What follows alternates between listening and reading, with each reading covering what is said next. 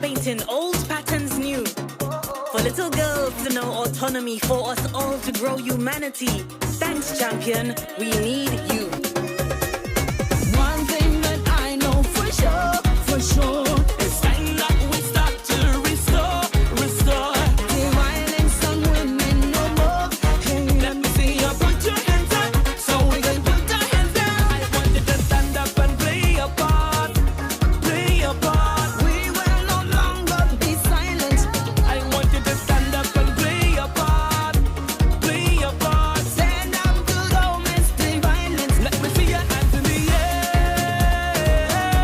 If you hear me over there, we no longer living in fear. Stop the violence everywhere. We doing it together, together, together, together, together, together, together. You and me together, together, together, together, together, together, together. Alright. You and me, unity. Play your part, lady. Come on, yeah.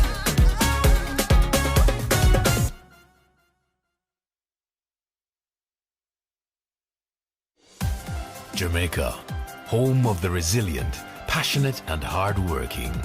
A people and a nation who have achieved and defied all odds, working to keep their economy growing, their country thriving, from investments made in innovative opportunities and exports demanded globally.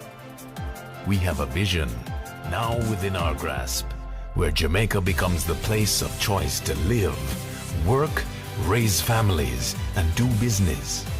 We will not let go of this vision. We will grow. We will overcome these challenging times and look to the future with hope and positivity. These are special times. The world as we know it has changed, but home will always be in our hearts. And in Jamaica, you can always find a home. Think you know Jamaica? Look again. You will be surprised.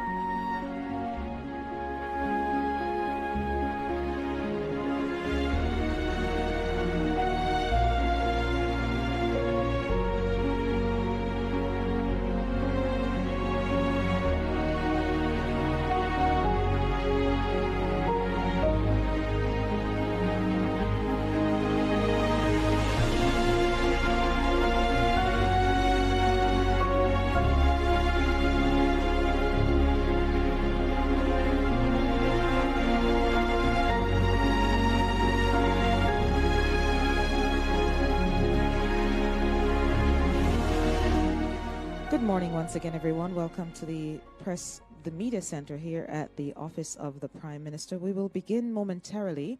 At this point, we are broadcasting on the Public Broadcasting Corporation of Jamaica, as well as streaming live on JIS, and of course, the Prime Minister's social media pages, Andrew Holness, JM. We ask those who are in attendance to once again put your phones on the off or silent position. We acknowledge at this time the presence of our ministers, Hill, Grange, and Clark, and of course the permanent secretaries and other officials of public bodies and agencies. The Prime Minister will be here shortly for us to begin the official launch of the Jamaica Screen Development Initiative. Your moderator for today is Miss Jackie Jackson.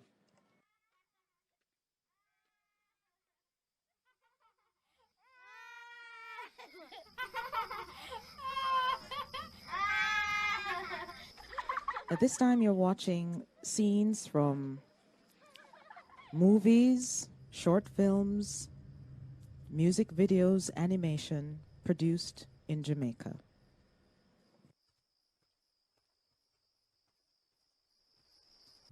Look at yourself. I know it hurt. I know. The grief, it never left you. It's time to let go.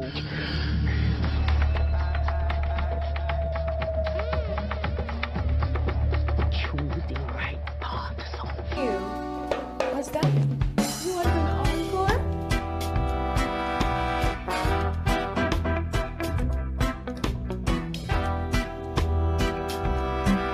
Sure.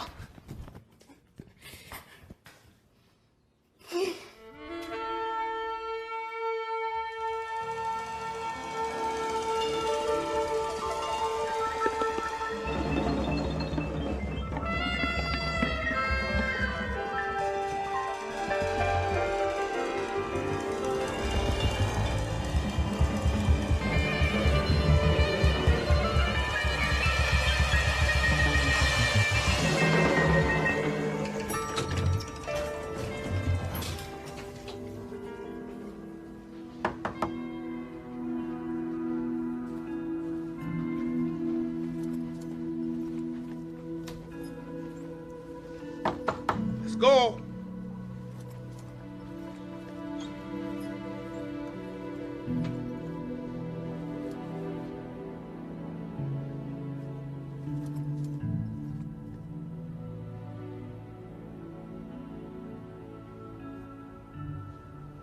I waited so long to touch this face.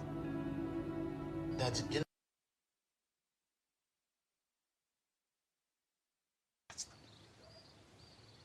Go on.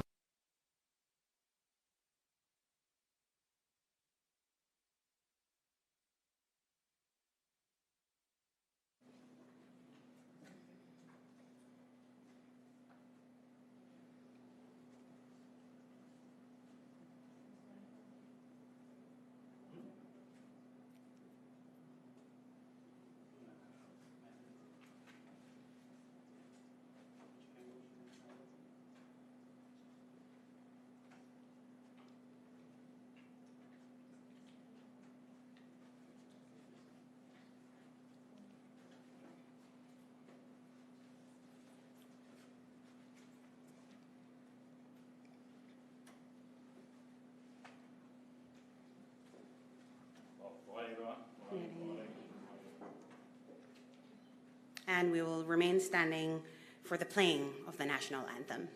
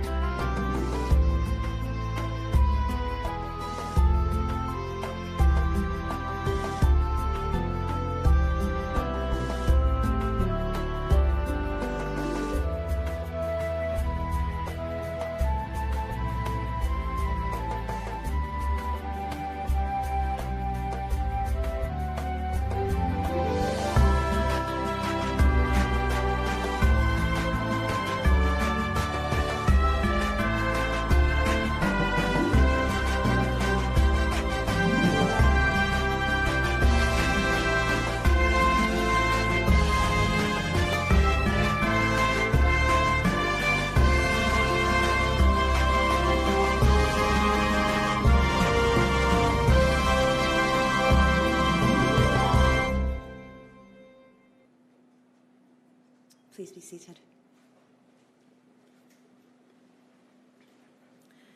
My name is Jacqueline Jackson, Film Commissioner of Jamaica, with responsibility for film, animation, and music department at JAMPRO. I have the distinct honor of marshalling the proceedings today for this very important, and I'll repeat, very important launch of the Jamaica Screen Development Initiative. As we celebrate this significant event, it is with pleasure that we welcome the presence of the Most Honorable Andrew Holness, Prime Minister of Jamaica, Senator Aubin Hill, Minister of Industry, Investment and Commerce, Dr. the Honorable Nigel Clark, Minister of Finance and the Public Service, Honorable Olivia Grange, Minister of Culture, Gender, Entertainment and Sport, Dr. Olivia Rose, Opposition Junior Spokesperson on Sport and Entertainment, Mrs. Sancio Bennett Templer, Permanent Secretary within the Ministry of Industry, Investment and Commerce, Max Jardim, Chairman, JSDI, Oversight Committee and Board Director, JAMPRO, Mrs. Shalette Cox, President of JAMPRO, film industry stakeholders, distinguished guests, viewers joining us virtually, and the media. Good morning and welcome. I'm profoundly moved to be standing before you as the 8th woman to assume the prestigious role of Film Commissioner here in Jamaica. In reflecting on the inception of the Film Commission in 1984, under the visionary leadership of Edward Siaga, I'm reminded of the trailblazer, Sally Porteous, who was appointed as the nation's first film commissioner in 1984. I wasn't born then, right? Just kidding. Last night, as I sat at my desk at JAMPRO, a surge of excitement pulsating through my veins, I realized that I'm now standing on the shoulders of those remarkable women who paved the way before me. I had to call Sally Porteous last night, fellow Manchesterian, country girl, right? And I said, and I quote, "Sally, you did it. We did it, Sally." And she replied gracefully with chuckles, of course, "Thank you, Jackie. Thank you, Madam Commissioner, and congratulations." Today, I extend my gratitude not only to Sally Porteous, who I know is watching, but also to Renee Robinson. Put up your hands, Renee. My predecessor, who's in the audience here. They have all left a valuable roadmap for me to navigate. This initiative, Jamaica Screen Development Initiative, marks a pivotal moment in the history of our industry. A true game changer. As I look around, I stand proud alongside my esteemed industry professionals in solidarity with aspiring creatives and united with the people of Jamaica. Today, our collective voices have been heard, and our government has not only listened, but has also embraced the big picture that we have passionately advocated for. In essence, this is not merely an initiative. It is a manifestation of our dreams, a realization of collective aspirations for growth, development, sustainability of our creative industries. Let us celebrate this historic occasion with the understanding that we're not just witnessing change, we're the architects of a future where Jamaican cinema flourishes, transcending boundaries and captivating audiences worldwide. This is the part where you clap, guys. At this time, ladies and gentlemen, I will invite to the lectern Max Jardim, Chairman of the Jamaica Screen Development Initiative and Board of Director at JAMPRO.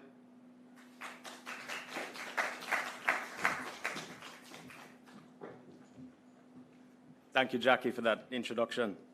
It is such an honor to be here today, to launch this significant event, and also to speak alongside such an incredible panel. Prime Minister, the Most Honorable Andrew Holness, Minister of Industry, Investment and Commerce, Senator, the Honorable Aubin Hill, Minister of Finance and the Public Service, Dr. the Honorable Nigel Clark, Minister of Culture, Gender, Entertainment and Sport, Honorable Olivia Grange, Opposition Junior Spokesperson on Sports and Entertainment, Dr. Olivia Rose, Permanent Secretary, Ministry of Industry, Investment and Commerce, Mrs. Sancio Bennett Templer, Permanent Secretary within the Office of the Prime Minister, Ambassador Rocky Mead, my fellow Board of Directors of JAMPRO and Oversight Committee members, President of JAMPRO, Mrs. Shillette Cox, Film Commissioner Jackie Jackson, key stakeholders from the industry, and friends from the media and everyone joining online, welcome. It's such a wonderful day. Just a few months ago, the JAMPRO Board of Directors, under the charge of Minister Aubin Hill and our Chairman Mark Myers, approved our corporation's 4-year strategic plan. Our plan outlines 8 strategic goals, which is aimed at driving our economy through export, investment, and local linkages. A central theme in our plan, which transcends all of our target sectors, is the development and promotion of Jamaican goods and services to export markets across the world. A key pillar in our plans is the significant growth of the film industry. While JAMPRO has been a champion of the film industry since the inception of the Film Commission in 1984, we still believe much more can be done to support and invest in local content creation, content that depicts our incredible landscape, content that shares our vibrant culture, and brings our stories to the world. Our board at JAMPRO is also acutely aware that destination filming, attracting large production and distribution houses to film here in Jamaica, has the potential to unlock tremendous value and economic impact. Films such as Bob Marley, One Love, which premiered last week, brings with it to Jamaica thousands of jobs for Jamaicans. It injects needle-moving levels of spend in the local economy. It trains and upskills our local technicians and our local talent. And it has potential to generate US dollars worth of millions of dollars in media exposure for our country. And so, since our government announced the budget allocation of $1 billion towards the support of Jamaica's screen-based industry, my president and her team have put in tremendous work to operationalize what we are calling the Jamaica Screen Development Initiative. JSDI for short, will be managed and operated through JAMPRO, and so far a public-private sector committee has been assembled and established to govern JSDI and will report through the board of JAMPRO. The objective of this committee is clear, crystal clear. It's to serve as the governing body, providing direction, guidance, and leadership to ensure the effective implementation of the JSDI, to ensure it is a success, and to provide a return on the investment that the government of Jamaica is making. The Oversight Committee will go one step further to establish an independent expert evaluation committee. This committee will ensure transparency in the evaluation of applications that are submitted for JSDI funding. The establishment of this initiative has been a long time coming and a long time in the making. And I'd like to recognize the vision of our government, the efforts of the various ministries who collaborated on this, our team at JAMPRO, who are always agitating and facilitating to get the job done, and of course, the industry stakeholders whose feedback has been invaluable to the process. All of our collective efforts have brought us here today to launch this significant event, which we hope will be a key pillar in the growth of the film industry. So on behalf of JAMPRO, on behalf of the Oversight Committee, thank you all for being here. Thank you all for being a part of our mission to support Jamaica's continued economic growth and to ensure Jamaica becomes the place of choice to live, work, raise families, and do business. Thank you all.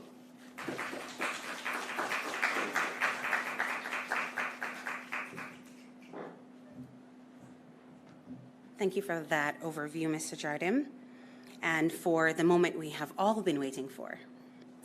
Mrs. Shillette Cox, JAMPRO President, will give us an overview of what is the Jamaica Screen Development Initiative.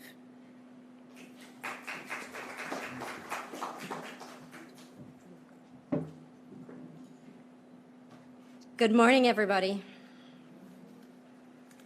I'd like to recognize our Prime Minister, the Most Honorable Andrew Holness, my Minister of Industry, Investment and Commerce, Senator the Honorable Aubin Hill, the Minister of Finance and Public Service, Dr. the Honorable Nigel Clark, the Minister of Culture, Gender, Entertainment and Sports, the Honorable Olivia Grange, the Opposition Junior Spokesperson on Sports and Entertainment, Dr. Olivia Rose, my Permanent Secretary in the Ministry of Industry, Investment and Commerce, Mrs. Sansia Bennett-Templar, Mr. Max Jardim, the Chairman of the JSDI Oversight Committee and JAMPRO Board member, other members of the JAMPRO Board and members of the JSDI Oversight Committee, team members from JAMPRO, stakeholders from the industry, and guests and friends online, members of the media in the room. It is a very exciting time in Jamaica's film industry. And it is beyond exciting at this moment as we launch the Jamaica Screen Development Initiative, or what we fondly call the JSDI. This has truly been a journey of 1,000 miles. And on behalf of the film industry, members of the JAMPRO team, and the millions of people that will soon enjoy Jamaican stories, I must thank the agitation of my minister and the confidence of the Minister of Finance, the dedication of the Minister of Culture and Entertainment, and of course, the leadership of our Prime Minister for the bold step that the government of Jamaica has taken in support of this industry with this unparalleled economic investment. Over the last few months, as you heard Director Jardim mention, JAMPRO has been working with key ministries and film stakeholders to build on work that has been done and waiting, just waiting on the opportunity that could only come with funding. $1 billion is by no means small change. And we are very aware as an agency and as an industry that to whom much is given, much is expected. And we look forward collectively to rising to that challenge. And with that in mind this morning, I want to talk a little bit about the overview of the vision as we roll out the JSDI with some of the key program elements and the next steps in the next few months. The Jamaica Screen Development Initiative offers financial support to Jamaican-made screen-based production. And what's important about that is the Jamaican-made and the screen-based. So it's not just any story. There are Jamaican stories made in Jamaica. And the support is not just to film-based productions, but screen-based, because animation is a big part of what the Jamaican industry is calling for. We want to see an industry that allows for the creation of high-quality, commercially viable content, not just for domestic markets, but for global markets. And we say commercially viable, and our industry says, but Shalette, what about the stories that need to be told about Jamaican music and Jamaican art and Jamaican culture? We're going to make sure that they're a part of the commercially viable productions that come out of this industry. We want to give support to the various stages of production because we want to meet the industry where they are. And not everybody is at the end ready to produce and market and distribute. They are at the development stage, they're at the production stage, the post-production stage, and we want to support all stages. Ultimately, we want to inject expenditure in the economy, we want to grow Jamaican jobs, and we want to increase the technical capacity of Jamaicans to produce commercial opportunities in filmed entertainment. We want economic diversification and the ability to leverage infrastructure investments.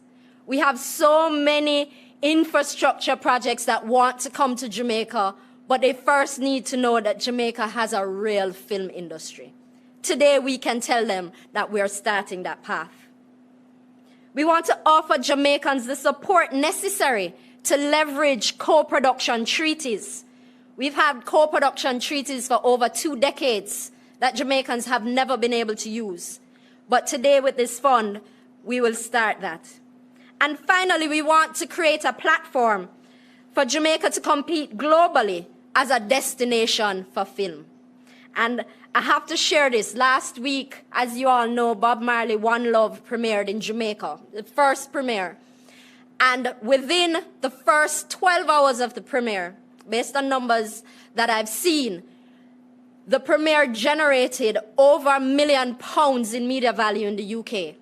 And in the first 24 hours, 1.9 billion in the US. That's with the first 24 hours. We didn't measure or haven't measured yet what happened after London premiere, and the Hollywood premiere hasn't happened yet. That's just the tip of the iceberg. And I'm sure if Minister Bartlett was here, he would be very happy because a lot of that is going to translate into people that now want to visit the place that these stories are told. So under the JSDI, what is being allowed? Feature films, all genres, documentaries, any kind of movie, romance, horror, action. You write it, it's a good story, and we will do our best to support it. Short films as well, because that's a section of the industry that drums up, attracts funding, and attracts visibility.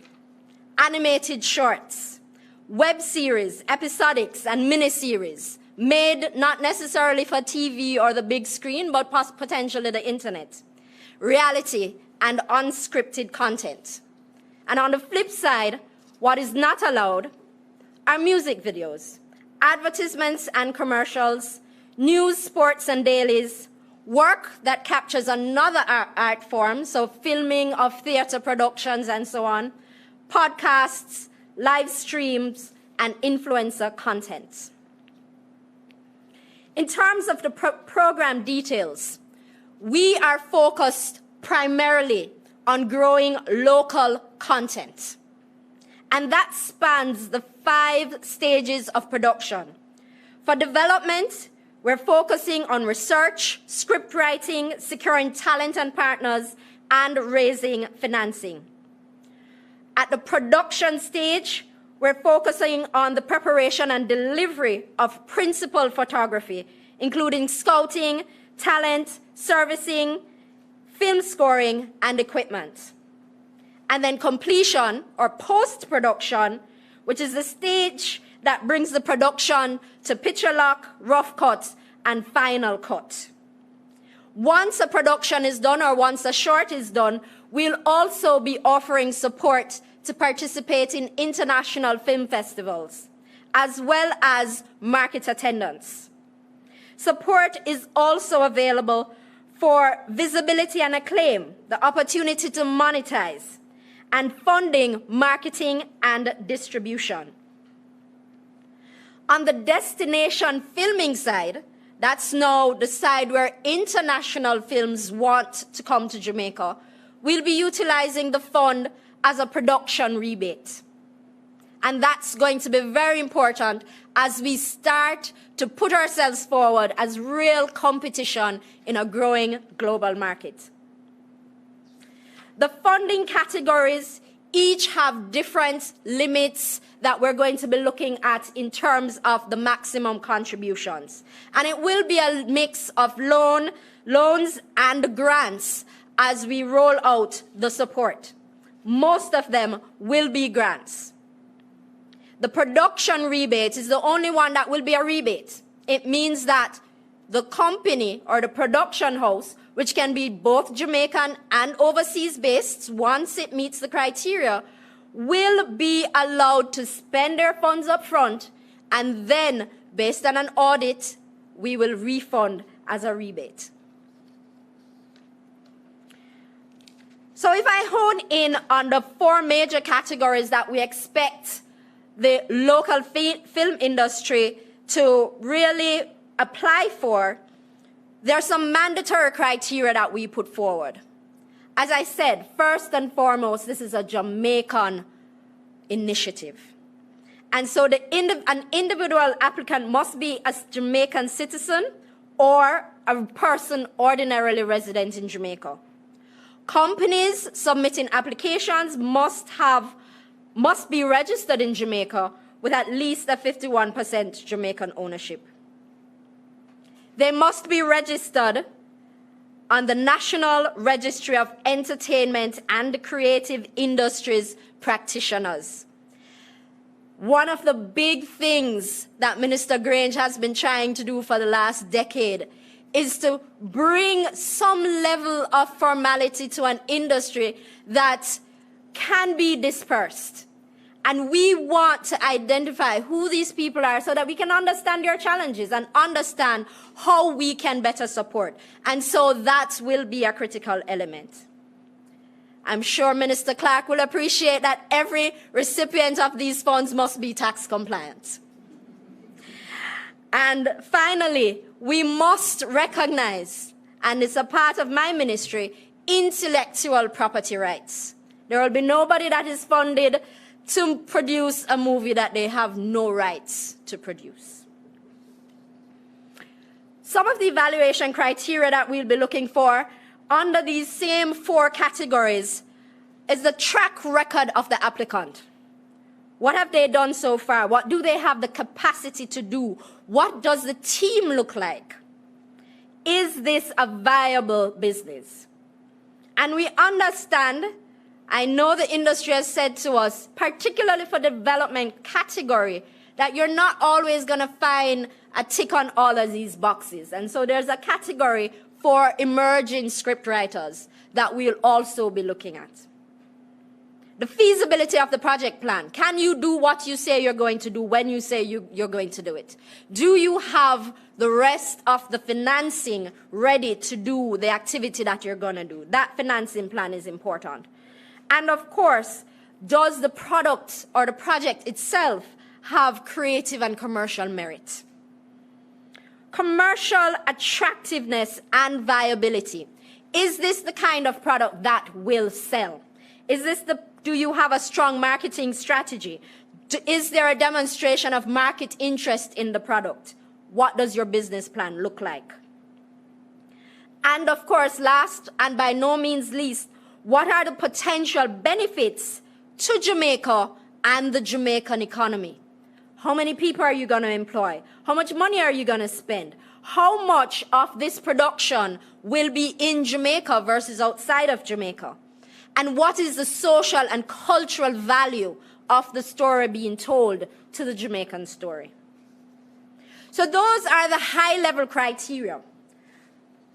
Over the next month, what we are inviting persons to do is continue the conversation to refine the program details. And we're inviting people to talk to JAMPRO, talk to the various stakeholders that lead your industry associations, so that together we can create a product that is reflecting the needs of the industry. And so on the 28th of February and the 2nd of March, we will have 2 clarification, sensitization sessions coming out of those discussions with the final look and feel of the program.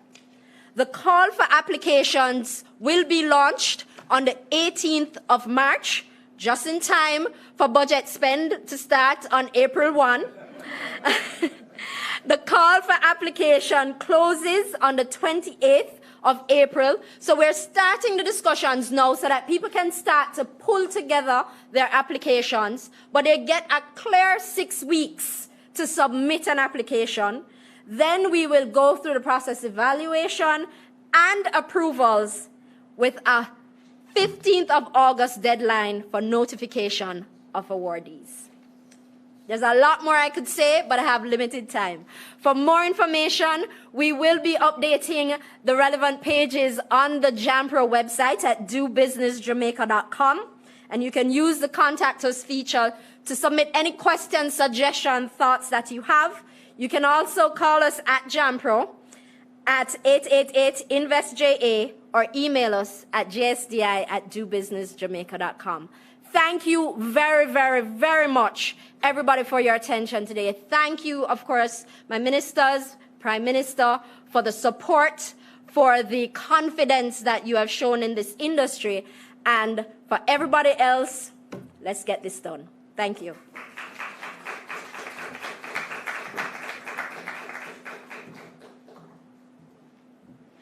I know, President Cox, my emails and my DMs are going to be full this evening. Thank you so much for that.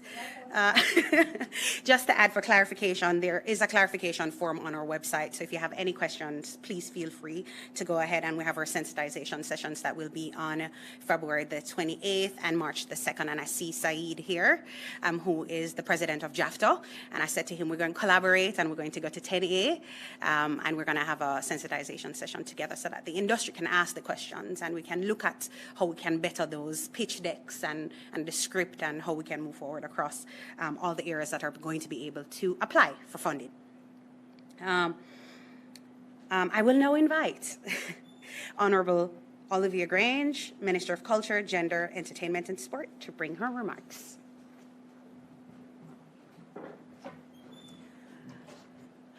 Thank you, thank you, thank you. In the interest of time, I will just say that I recognize all the persons are here who were already recognized, but I must single out Honorable Prime Minister and my colleague ministers. It takes cash to care. And this morning, I must tell you, my glad bag burst, right? You know, I'm always the one who is in cabinet saying, show me the money.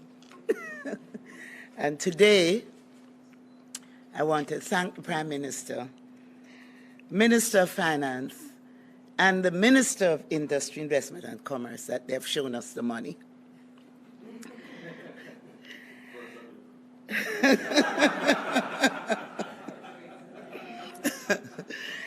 Jamaicans and the world are still reveling in the spectacular premiere of the most recent addition to the repertoire of Jamaican-inspired films, the epic biopic of Jamaica's most revered and legendary cultural icon titled Bob Marley, One Love.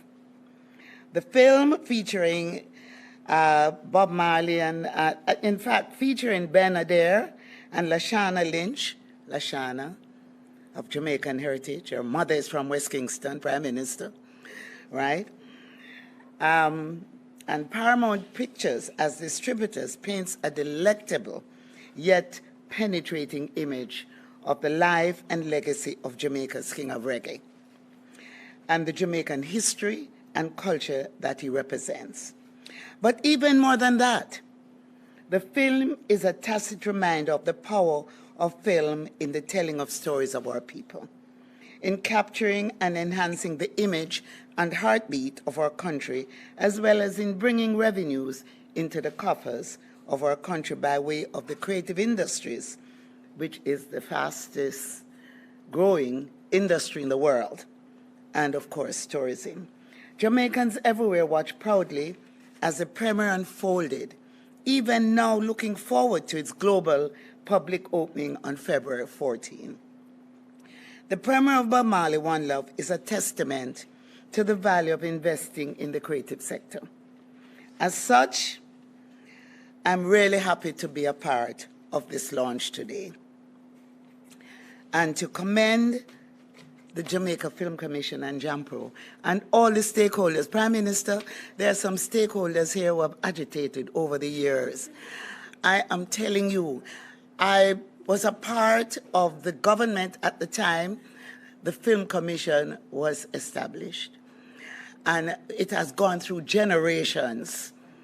And at this point, Prime Minister, they are sitting here, and I know that Gillian, I know that Justine, I know that so many of you here this morning, you're very happy. And I share that happiness with you. I'm reminded of the Cuban film Scent of Oak, created in 2004 through a co-production arrangement between Cuba, France, and Spain. Some years later, the Cuban cinematographer who directed that very successful film, Rigoberto Lopez, came to Jamaica and remarked that Jamaica has the most filmable characters in the world, or swag, or attitude, or language. He then proceeded to name Jamaicans from all walks of life who he determined should be the subject of high-powered, ceiling-shattering cinematography. At the time, he expressed great desire to work with Jamaica on a film about the right excellent nanny of the Maroons, national hero. For him, it was phenomenal for a woman in the 18th century Caribbean to lead a community of warriors and triumph against the formidable British military. For him, that phenomenon was worthy of being committed to global appreciation through film. At the time, however, despite visits to the Film Commission in Jampro, he was told that there was no capacity to invest in such a production.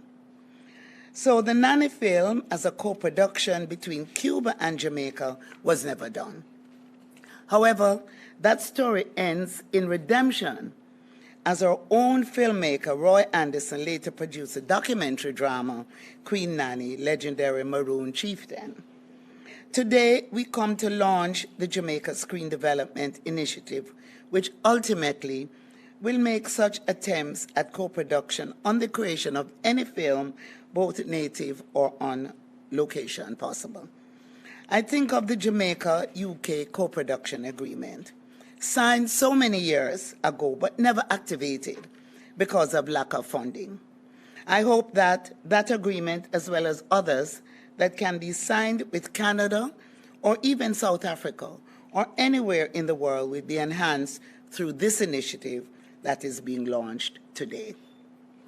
Jamaica has the oldest film commission in the English-speaking Caribbean, with a now repealed Film Act that dated back to 1945, right after the end of the Second World War. The presence of such a film industry is chronicled by the late Professor Edward Baugh in his collected poems, It Was the Singing, through the eyes of Ian Fleming, who made his home at Firefly in St. Mary and wrote the Bond films. The 25th, which may be the last, was filmed right here where it all began, in Jamaica. I take us back to the history of filmmaking in Jamaica to celebrate this occasion of the launch of the Jamaica Screen Development Initiative. That $1 billion have been earmarked for film and filmmaking in Jamaica is no small feat. And as the minister responsible for the creative sector, I speak on behalf of the sector of the difference this will make. Major. It's a big deal. In the last few years, Prime Minister, I know that you have shown interest in the sector. I know that you and the Minister of Finance and the Minister of Industry and Commerce have been very supportive. And I'm happy that today the economy is in such a position that you're able to provide these funds to us. Nothing happens before its time.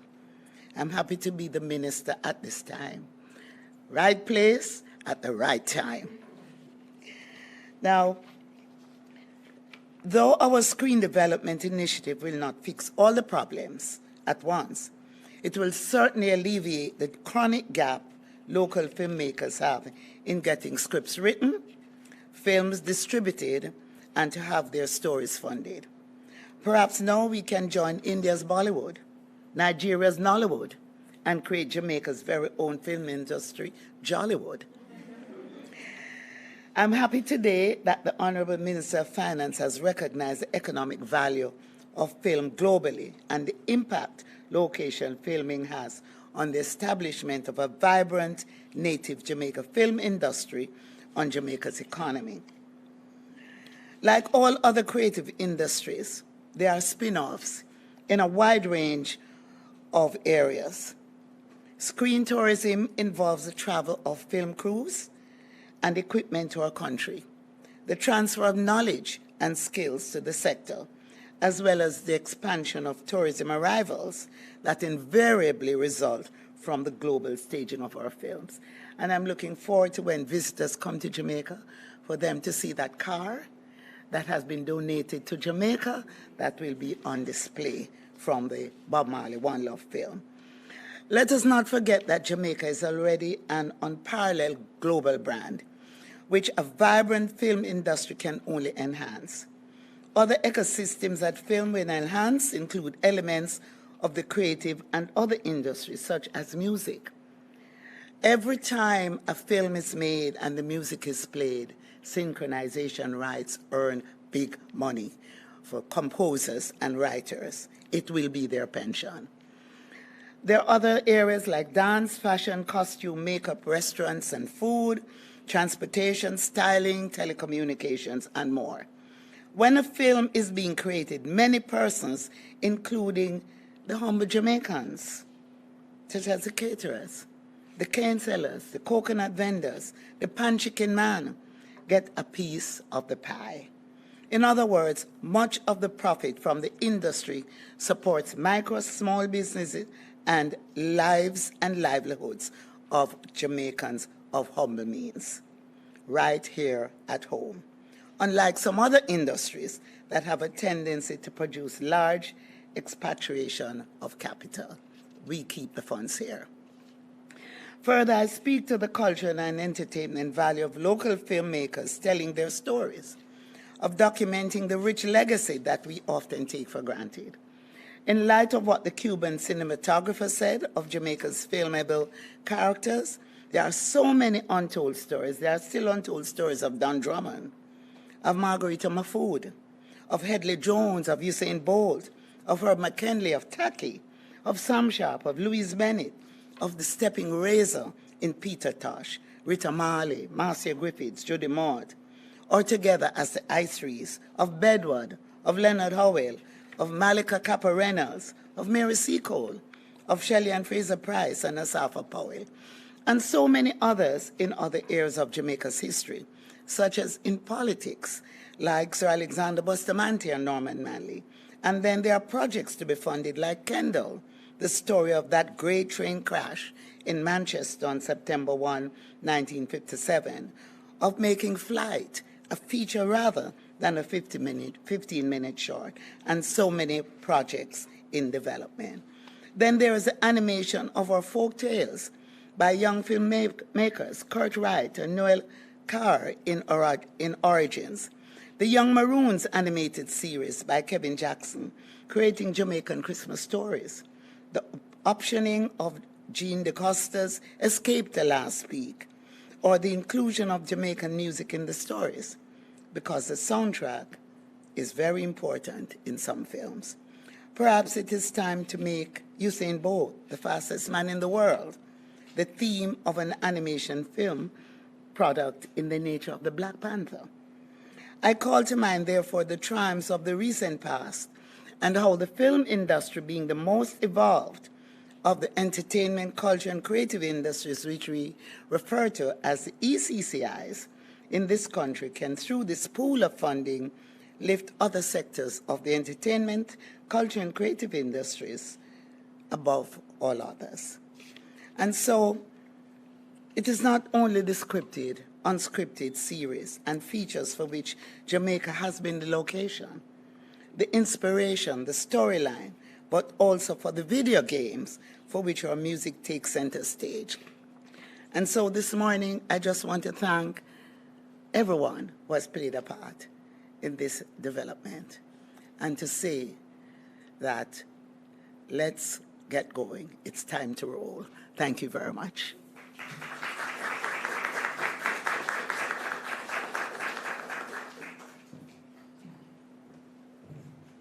Thank you, Minister. It's time to go.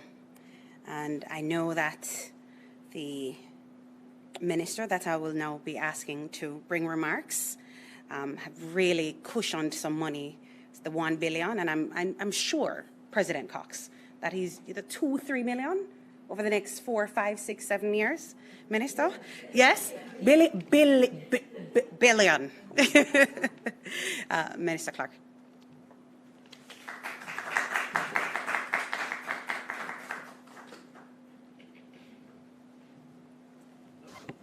Madam Master of Ceremonies, the Most Honorable Andrew Holness, Prime Minister of Jamaica, Senator the Honorable Auburn Hill, Minister of Industry and Commerce, and of course the Honorable Olivia Grange, Minister of Culture, Gender, entertainment, and sport, otherwise known as a super ministry.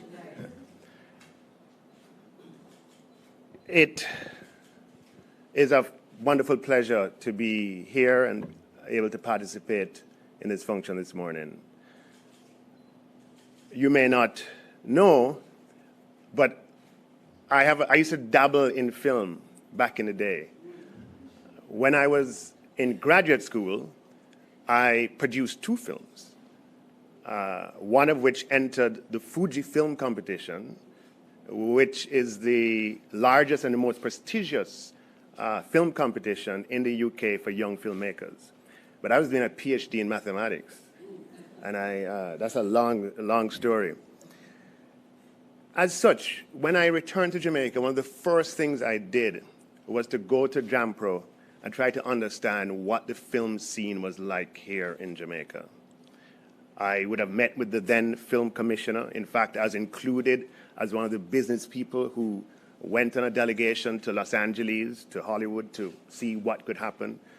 But despite the efforts of the film commission at JAMPRO and of all the good people who worked there, there wasn't much support that was available from the government. And so, you know, like we always do, we do the best that we can. So to fast forward to 2 years ago or thereabouts, when the president of the Senate, Tom Tavares Finson, invited me to the film festival that was being held that summer. And I went to one of the showings, and I was absolutely blown away. Not just on what was on the screen being displayed, but of the people who I met there. The scores of young people, Jamaicans, many of them formally studying film and television abroad and plying their talents in different parts of the world. I mean, it's a completely different landscape today than 25 years ago. The talent that is available is simply amazing. And what young people are doing in film is just incredible. I followed up that I had conversations with, with Storm Salter. He came to my office, I spoke to Justine and to Renee. And of course, with the minister responsible, just thought, wait, look, something has to happen to turn what is a bedrock of talent into sort of economic returns. You see, the perspective from which I approach this is that Jamaica has had considerable gains over the past several years. As yesterday, unemployment statistics came out, and I have to always remind people that for 25 years between 1990 and 2015, the unemployment rate averaged 14%. And yesterday, Statin announced that it's now 4.2%, which is another record low. It was a record at 7.2%. It was a record at 7%. It was a record at 4.5%, and a record at 4.2% yesterday. And what we want to do is to preserve these gains, to broaden, deepen, and expand them. And to do so, one of the things, while we want existing industries to continue to do well, what we have to do is to diversify the economic base of the Jamaican economy. And we have to broaden the sectors that are able to generate meaningful foreign exchange. As a small island, we have to always be in search of opportunities to earn foreign exchange. That's because we have to import everything that we need. And the structure of the Jamaican economy today is one where foreign exchange generating industries are very lumpy. Yeah? Of the money that we earn from foreign exchange, 4 billion comes from tourism. We get another 2 billion from remittances. And then after that, it drops all the way down. And in a good year, we get some good exports from Petrojam, that's several hundred million. In a good year, we have bauxite, alumina, and we get a couple hundred million from that. And then if you add up all of the companies that export all kinds of food, we get a couple hundred million from that. So you put that together, tourism, remittances, mineral fuels, bauxite, alumina, food. You're talking about 5 sectors broadly defined that generate over $200 million of foreign exchange. 200 million is just a couple percentage points of the total. So you have a distribution of foreign exchange earning where only 5 generate more than 2 to 3% of the total, with 1 generating a large share. That's an economic base that we want to strengthen, expand, and diversify. And it is certainly the case that the film and television production industry holds that potential. The production of television and film involves the employment of skilled crew, skilled production staff, logistics and support staff, talent in front of the camera, talent behind the camera, and has the capacity to generate lots of foreign exchange. But like any industry, can't be a top-down process where you get 1 big film a year or 6 big films a year. It has to be an industry from the ground up. Yeah, in the hotel industry, you have Airbnb, you have villas, you have houses, you have small hotels, medium-sized hotels, and large hotels. It's an industry, and that's what we have to have here. So in conversations with the minister and with others involved, the allocation is, while it's a feel-good event today, it's a hard-nosed economic calculation. It's a hard-nosed economic investment for which the people of Jamaica expect a return. And the return that we expect is that over time, not immediately, but over time, we'll see the emergence of this sector, which has been long in coming, lots of work done in the past by many great Jamaicans. We see the emergence of this sector generating employment and foreign exchange, importantly, for Jamaica. Now, since in the budget presentation, when we summarized what we were going to do and announced allocation, a lot of work has been done. And if I may, just congratulations to the team, Minister, at JAMPRO and the Jamaica Screen Development Initiative, and of course, the Film Commission. The administration of public funds is something that requires a lot of thought and preparation. There are a lot of potential pitfalls, and I'm happy to see the level of thought that you have put into how this is going to work. We were very clear from the beginning that we're not going to establish another physical fund. Believe me, we have enough of those. The idea is to leverage existing institutional capacity, and the fund is virtual. Once they make a decision, the funds can be drawn down from the consolidated fund of Jamaica. So the idea is that this is administratively lean. It doesn't cost any more than yesterday, right? Because you're leveraging the administration of an existing industry. Now, while it's a hard-nosed economic decision, the cultural value, as Minister Grange pointed out, is critical and important. We have to begin in earnest telling our own stories. A people who grow up with stories of ourselves being narrated and told by others is a people who won't be firmly rooted in their own identity and their own culture. So it's a hard-nosed economic decision, but the cultural importance and significance cannot be underscored. And I want to say congratulations to all persons who have operationalized this. Ideas are a dime a dozen. To make it happen is what is special.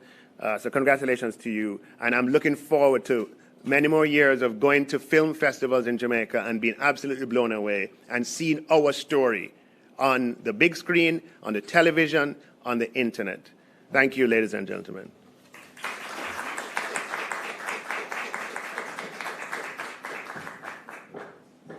I don't think I could say it any better, Mr. Clark, Minister Clark. Our stories by our Jamaicans on the screen for us to view. I want to quickly throw to Lashana Lynch, if we have that clip.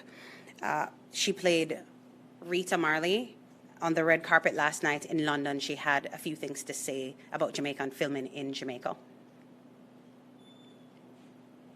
You were in James Bond, which was shot in Jamaica. Yeah. Did you learn anything from shooting in Jamaica in James Bond that helped you with this film? How shootable the island is. I think I learned more in business terms how many people and how many productions need to come there to shoot. There's an infrastructure that can be built and is being built slowly. And the more money we pump into that, the more we can actually return. People from here, the US, wherever, can come and shoot there and actually have a really rich experience at work. And also just the food. Just the food. Did you learn anything about your heritage that you didn't know from being in this film? I'm not sure if I learned. Yeah, I mean, all of it is a learning curve and a learning experience. Did I learn anything that shifted me? I guess it's more of a reminder of how peaceful a people we are and how the misconceptions of Jamaica and Jamaican people should be shattered and have been, I think, hopefully, in this movie. It's really nice to shoot there and meet everyone that is having this collective experience that helps kind of dismantle that. So I think that would be one. Film destination, Jamaica, yeah? I now have the pleasure to introduce you to my minister, the export evangelist, we call him, Senator Owen Hill.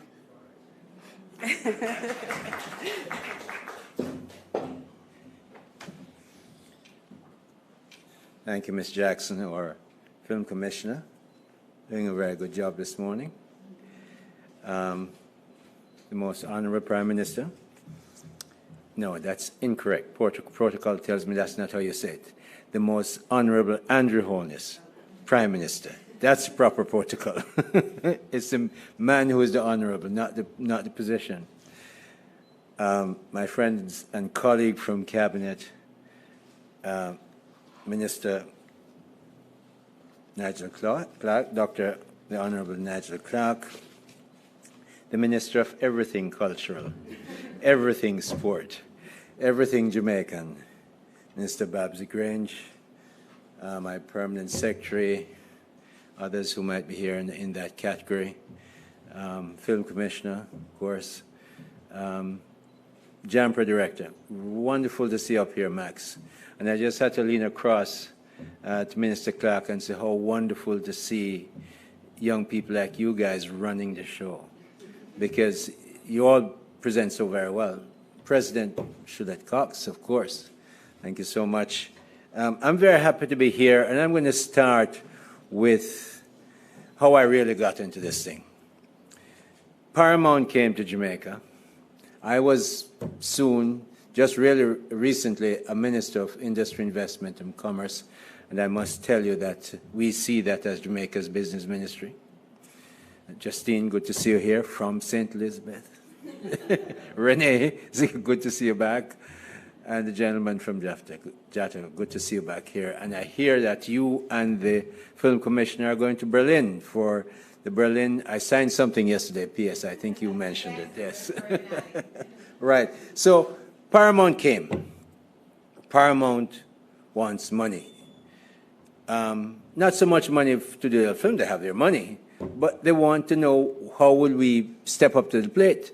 So Shulette and her team, but mainly Shulette and the permanent secretary, came to me, and we constantly go through this, and we don't have any money, and of course, every week they come, so every week I pester Minister Clark, pester him, and every time them call me, I call him, or WhatsApp him, wherever he is, and the truth is we sat down, and I'm going to tell the truth, ladies and gentlemen, it took us about 3 minutes, and we finished this and said we're going to have the 1 billion, and then he goes to Parliament and announced the 1 billion film fund that is virtual until you draw it down. And we agreed, and I tell you, much of what we do operates that way. I get my briefing, I understand what it is, I justify it, he hears it, and we come to an agreement, and that's how this worked out so well, so quickly. Paramount, I must tell you, Paramount was on our backs. Are we going to get it? And constantly pester him. When we got the approval and announced it, and Didi was here, she might be listening to this, from then, Didi hasn't produced the invoices yet, because they're going to have to get the invoices together, because everything has to be properly documented. So why am I telling you this? Because the Jamaican film industry is changing. The Andrew Holness administration decided, when we talked about this, of course, Nigel had to discuss it. I discussed with the Prime Minister that we're going to do this. He was very supportive, wanted to make sure the film industry, which he sees and I see and we in Cabinet see as a growth industry, must be properly funded. And so that's how we got to this. But in 2022, JAMPA reported 148 clients received value-added services from the Film Commission. That was, in 2021, that was like 3.9 billion. Last year, million US. Last year, it was 12 million US that we gave, 4 times the amount in 1 year. And that's going to get better as we get better offers to come in. So we're doing this because we've had a very good history. Most of our international productions are from the USA. Justine will tell you, her father, you all know how hard they come, and she's making other ones. Most of it comes from the USA. We had 35 registered projects from there. We had 25 from the UK, and we had 4 from Germany. So we are there ready to give, and today, very pleased as the minister responsible for this activity to see the Jamaica Screen Development Initiative chaired as a board member by Max, and so happy to see that. Jamaica is well known, as we know, for its vibrant culture, its rich history, athletics, music, dance, hospitality, tourism, and most recently, for the best-in-class, internationally recognized managers of a well-run economy and country. Poster child, if you will. When we were 10 years ago, I remember those days, I used to write for the Gleaner, 2012, 2013, we were the basket case. We had one, the IMF outgoing managing director, Christine Lagarde, praising us, the new one coming in, George Eva, praising us for coming from being a basket case. I don't want that praise anymore, because that means we were a basket case. Not interested in being poster child for anybody anymore. We are now interested in running a great economy. And this film industry is part of that. The vibrancy of our culture, the wonderfulness of Jamaica, the right place to be, and the changing management arrangements that we're having in Jamaica, people are noticing it. Not just the 4.2% said by Statin yesterday, which is amazing. Amazing. When I think of the unemployment rate in 2015, when we were looking to come to government, it was something like 13.4. A couple of years before that was 16% unemployment. It's now 4.2%. And you have the Financial Times saying of Jamaica, we're under-recognized for the way we manage an economy, and I'll leave the other part to Minister Clark. He can say what else they say. I'm not going to say that. But Jamaica then is in a very special place, and people are noticing. Notice the James Bond films that were made here, all of the other ones that were done, a really good catalog of films made in Jamaica by so many people who have noticed that Jamaica is the right place to be. So today, as we launch this initiative, I want to make sure that Jamaicans understand that, yes, from Dr. No, Ian Fleming's Dr. No, and of course, James Bond, the first James Bond done here, No Time to Die, Nick Cannon's King of the Dance Hall, Idris Elba's Yardi, and of course, Storm Sauter's Sprinter, as well as How Stella Got Her Groove Back, featuring Angela Bassett and Take Diggs, and Night and Day starring Tom Cruise. All these and many others have been done in Jamaica. And so we are at a place where people recognize that this is a place you must come. Moreover, as you know, the One Love Bob Marley biopic, you heard the numbers being given to you by Shillette in a very short period of time, what has happened. But it means employment for Jamaicans. 400 people were involved in the movie directly. Another 1,800 providing support behind the camera and operational support. An amazing employment opportunity, which is why Minister Clark and myself, Minister Grange, when we talked about it, she just kept saying, look, people get employed because she figures that since me come from St. Elizabeth, me don't know how many people from West Kingston get employed in this thing. And she was there, so we came together. I want to show you something. Look at the collaborative spirit in the Andrew Holness administration. It's not a joke. And let me tell you something. I'm in cabinet, and I will say this. I have no idea. I run companies. I don't run government. Government is different. Companies, I have 12 or 14 divisional heads. I take their opinions, and I might choose one of those opinions, or I might choose none. The Prime Minister has to find. It's always a collaborative decision-making. He tells the Minister of Finance, yes, we're going to do this. Somebody comes to his office half an hour later, brings something else, and we have to pick up the phone and say, Minister, maybe we have to reconsider along the way, because that's the way politics is. So I give him a real great credit, having been a CEO many times over. Watching the leader of a government run a government is a different ball game. So all of you who want the job, come take lesson. Give them, okay. But within that ambit, within that sphere, the government is able to find a way. And remember now, money is not just there sitting. Minister Clark just not going to take down $1 billion. He has to move something from here, fix something here, and release $1 billion. That is virtual, Shillette. Only when you justify it can you get it. So we're at this place today. We see the film industry in Jamaica as a growth industry. Tourism, you've heard. You've heard how, to use his word, lumpy or income streams are. We're looking for new growth industry. Of course, the BPO has been growing for 5 years. We're up to about $1 billion now. But we're looking at Jamaica Special Economic Zone, all in my ministry, of course, because that's where we operate from. We're looking at the film industry as a growth industry. And so today, as we launch this, I'm very pleased to be here with a team as young and energetic and smart and pushed PS knows to make sure we deliver what we have promised.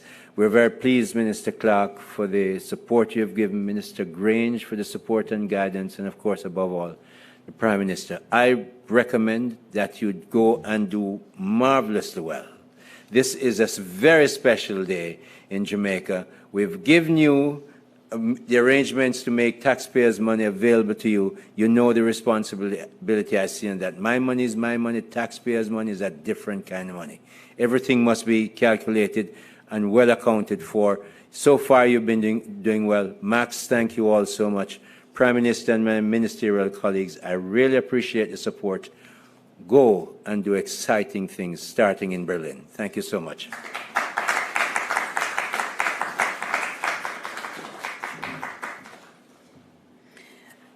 Minister Hill, thank you so much. So, President Cox, I'm going to Berlin. I'll be in Germany, Berlin Alley. That's good news. So I have the update to give when I'm in Berlin and discussing the plethora of projects that we have coming down the pipeline.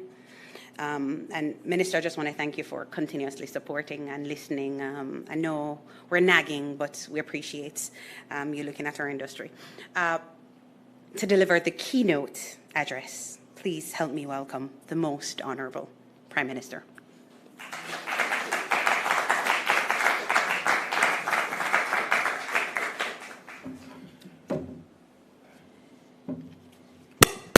Thank you, Ms. Jackson. I'm sure all of you are tired of hearing your names called. So let me tell you a story. As you know, the mission of the government for the next 5 years, well, it's a long-term mission. It's focused on peace, productivity, prosperity. And that mission is one that I believe all Jamaicans can identify with: peace, productivity, prosperity. More peace gives greater productivity yields more prosperity yields more productivity yields more peace. And you can see the virtuous cycle emerging, because that's what we really want to create in Jamaica, this virtuous cycle. Now, so I was in Portmore a week or so ago to have a discussion about this creating this virtuous cycle of peace, productivity, prosperity. And I so happened to run into a very famous Jamaican actor, Carl Bradshaw. And we had a long conversation about a variety of subjects. Now, Carl Bradshaw pointed out the history of Portmore and how it came about, and then we went into discussing The Harder They Come. I'd seen the movie when I was a little boy, and I was just fascinated by a scene in the movie with Carl Bradshaw. He was playing the character of Ivan in the movie. And he was riding, but I'm certain it's a fixed wheel bicycle. Those of you who know, that's before, derailleurs. And he was riding this bicycle over the newly built causeway. At that time, the causeway was newly built. And he was carrying his girlfriend on the bicycle in tow. And he managed to come over that hill. And then the scene shifted to him, obviously, have now come over the Causeway Bridge, and now on the causeway itself, shooting, obviously, from in the swamps or thereabout. And just the cinematography of, first of all, the infrastructure coming over this bridge, and then the landscape. It was fantastic. I mean, the cinematography of Harder They Come was fantastic. Justine, your dad has left us an incredible legacy. But this morning, I knew I was going to speak after 3 of my ministers, so I would have nothing to say. I know that. So this is an event that everyone wants to own, and rightfully so, because they all parented this moment. But I thought I would tell you this story because for me to get the inspiration to address you, I had to go and watch the movie again this morning. Listen, if you haven't watched it, you should. It is an amazing tale of the Jamaican struggle. That movie debuted in June 1972. I was born in July 1972. All right, that movie is 52 years old. That movie has won so many awards. It was independently shown in about 44 countries. Perry Hensel took it on himself as an independent film producer and distributor and went around the world and shopped his film. That film showed for many years as the #1 midnight theater movie right across the world. It won awards, I believe, in the Irish Film Festival and and in France, Italy. it was just an amazing movie. Now, I'm not just lauding this movie, because Jamaica has had several movies, several. You could go back to the James Bond movies, Dr. No, in that incredible scene filmed on the Palisades, I believe. And when we think about the Film Fund, and we start to think about The Harder They Come, how was that movie produced? There was no film fund at the time. Perry Hensel obviously had to put together a dream,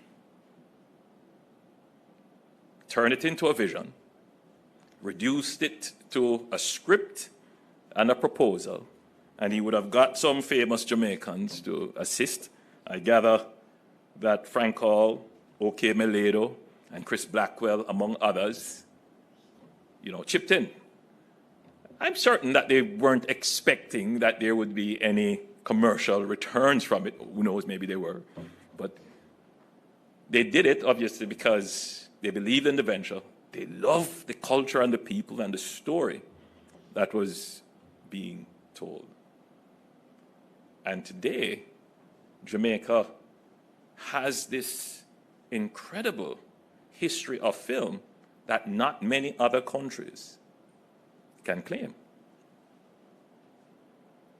Minister Grange and Minister Hill and Minister Clark listed all the films, or most of the films, that were shot fully or partially in Jamaica. All of them using the Jamaican culture, the Jamaican experience, Jamaican music, the scenery. And it has given us an advantage. It has. We have a voice that is amplified on the world stage. When people hear about Jamaica, they think we're a country of tens of millions. No other country of our size and stage of development has that story or access to this world platform. No other. So the story behind The Harder They Come is that it had to be privately funded. It was a passion project. And it turned out to be an incredible hit.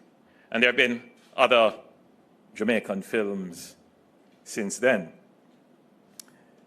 To the point now where I'm asked, and I should say that for the Harder They Come film, it was not just a hit overseas with a cult following. It was a hit right here in Jamaica. I gather that when the film premiered at Carib, there was what was described as a mob. Justine, I gather your mom was lifted up through the crowd into the theater. I gather then Prime Minister Michael Manley, who was supposed to attend, was advised that you can't tackle that crowd, Prime Minister, by his security details, so he didn't get to attend. It was welcomed, and I can just imagine for Jamaicans to see their story being told on the big screen with people who look and speak like them. How liberating that must have been at the time. I can only read the stories. I wasn't born then. So.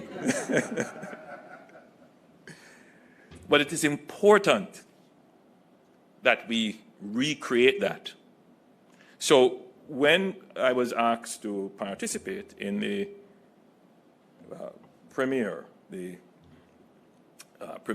local premiere of the Bob Marley biopic, One Love, I was pleased.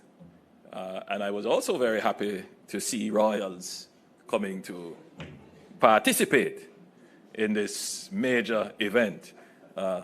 Unsuspecting. Little did I know that I would be drawn into some internal issues in the United Kingdom. But so it is. More publicity for Jamaica. And as I actually went on the set of the production of the Bob Marley film, and I had the opportunity to meet the actors, and they were all very taken with Jamaica. It was like a coming home for them, and making a connection with Jamaica and Jamaica's impact on the world, and with Bob Marley and what Bob Marley represent. So, Minister Clark pointed out that we took an economic decision, but was very quick to also say we understood the cultural impact, the emotional impact of developing the film industry for Jamaicans. Now, I started by saying we are on a mission to increase peace, productivity, and that will give us prosperity. The question is, what is standing between us and prosperity? What is standing between the peace and productivity and the prosperity? What is it? Minister Grange, in her presentation, said it takes cash to care, a very loaded slogan. I want to replace that, Minister Grange, by saying it takes productivity and peace. Because we are only able to be here 52 years after the harder they come, because our economy allowed us to do it. That needs to sink into the psyche of every single Jamaican. Everything that we want to see happen, whether it is improved education, improved garbage collection, better water supply, better roads, or making movies that reflect us. It depends on what we produce. The rate of production or productivity, the growth of our economy. That's what it depends on. Just think about it. I look in the audience, I see many persons who have been lobbying hard for a film fund, lobbying the government. And I know many of them, Minister Clark, are disappointed because they come to you and you would say to them, in this new economic system that we run, we are very careful about how we dispense fiscal incentives. It is a race to the bottom. And then they come to me. And I say to them, not in your terms. I soften it a little bit. I say, let's look at it. We'll see what can happen. But, the way the economy is right now and what we have to do. And they do leave disappointed. And there have been several films that have come to Jamaica. And they point out to us, hey, we're going to the Dominican Republic. Or we can film on set in California, or we can find some other jurisdiction that just has the resources and will even fund the film. I mean, even this film, the Bob Marley biopic, the alternative was being proposed to us as to where else they could shoot. Even with the last James Bond film. And we have had to weigh very carefully these decisions about funding. And what we decided to do is that we can't let it be just on a case-by-case basis. Let's put in place a system, a structure, where we're not just going to fund a film coming from overseas, that we could consider rebates for expenditures that have been made. But let's look at truly developing an ecosystem that will one day produce another Harder They Come. Because we have the stories to tell, and I'm not talking about the Netflix stories that people are saying Jamaica has so many Netflix stories. We have real stories to tell. So let me put another dimension into this. There's a lot of questions about why is it that the government is focusing on building the infrastructure that we're building. We could focus on something else. I mean, why is it that we're doing the South Coast Road Improvement Project from Harbourview going all the way through St. Thomas? Why are we building and improving the infrastructure in Port Royal? Why are we looking to do the bypass around Montego Bay and Lucy? And why are we doing this? Well, clearly there is the need to improve the infrastructure. But the infrastructure doesn't only carry vehicles. It can also carry our stories. It can also carry attractions and tourists and visitors and world interest. Let's just take for one example, the parish of St. Thomas.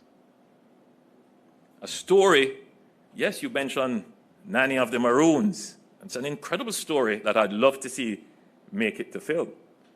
But let's talk about the Morant Bay Rebellion. The real turning point of Jamaica, modern Jamaica. A real massacre that took place.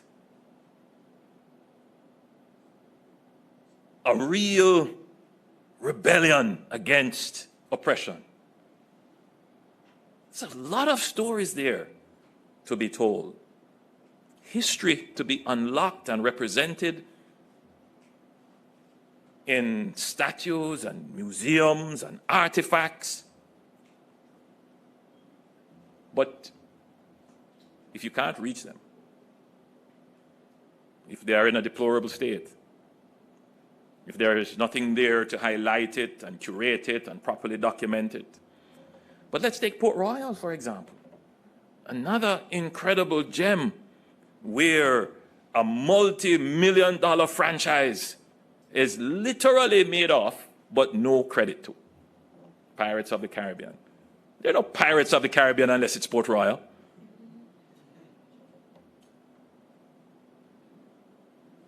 But we need to build that infrastructure so that we can leverage our history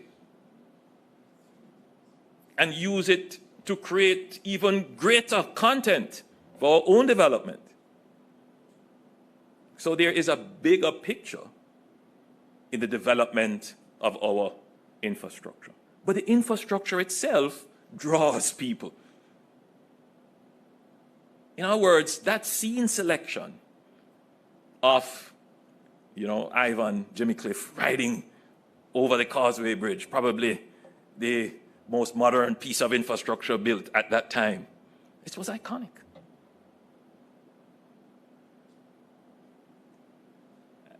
We need the backdrops. We have the lovely natural backdrop, but we also need the built environment to also reflect the backdrop. And so, your government is thinking big. And sometimes you run into problems because we're thinking big and maybe not translating it to the people so that they understand what this bigger picture is. And so I have to, this morning, take the time to explain that, yes, I understand, and we're working on your roads. I understand. We're working on the garbage collection, the buses, we're treating with education. We now have a new problem.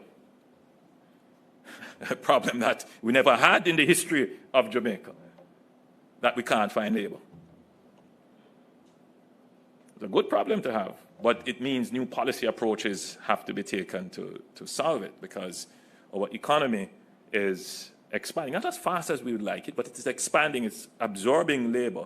And what is happening is that talent, I'm going to switch the word from labor to talent. Talent is becoming a constraint on growth.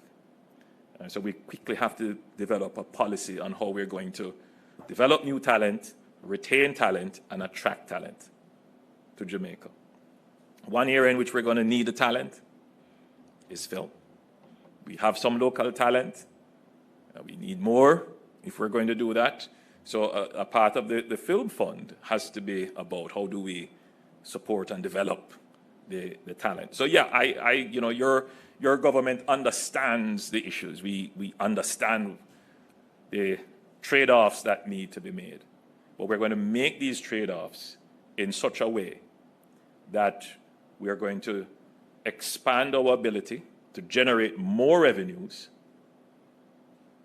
and then we're going to use those increased revenues to focus on the development of our people and our culture, because it is the productivity of our people and our culture that will lead to peace and even greater productivity, which leads to prosperity, which comes back to us in our culture and our people as more productive and peaceful, that generates more prosperity.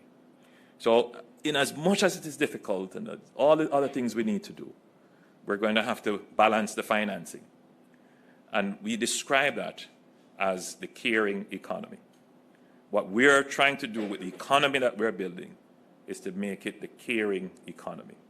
We care about your health care, we care about your public order, we care about your public sanitation, we care about your housing, we care about your security, and we care about your culture and entertainment.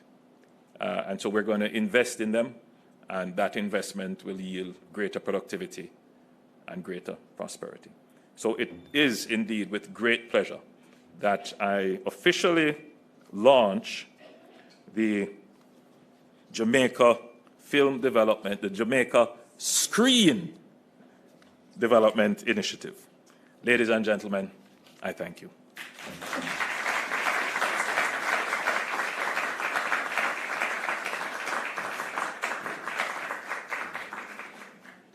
I sat there listening, very proud, and I know I speak on behalf of the industry, and I will regurgitate or developing an ecosystem that will one day, Justine, develop another, the harder they come.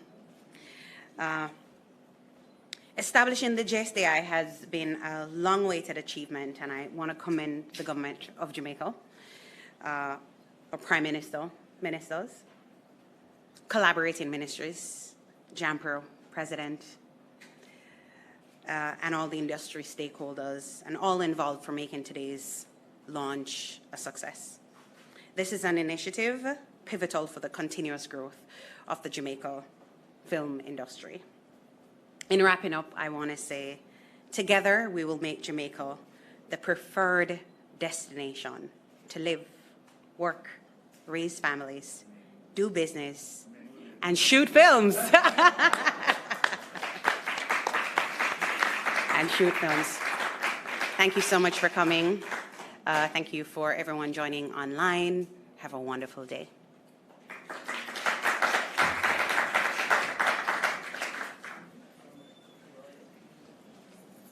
Thank you, everyone, and thank you so much for being with us here at the Media Center at the Office of the Prime Minister. May we ask the Prime Minister, the ministers, and representatives from JAMPRO and the Film Commission to stand right at the front so we can take a group photo as well and preserve the... For little people, it's a really big world. A big world to discover and explore. And because discoveries aren't always easy to understand, little people need help to make sense of the big world. So help them make sense of the world. When you CPG, do PG. The Broadcasting Commission, your partner for a new day.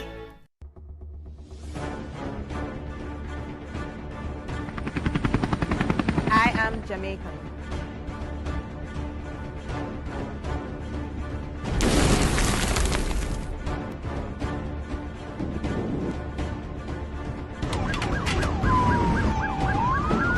I am JDF Coastguard. I am an infantry soldier.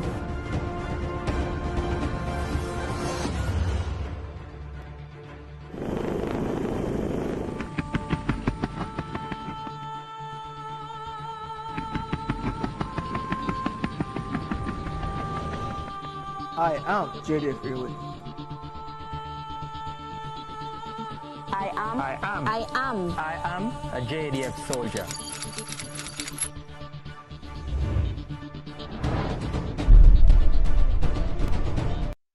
The following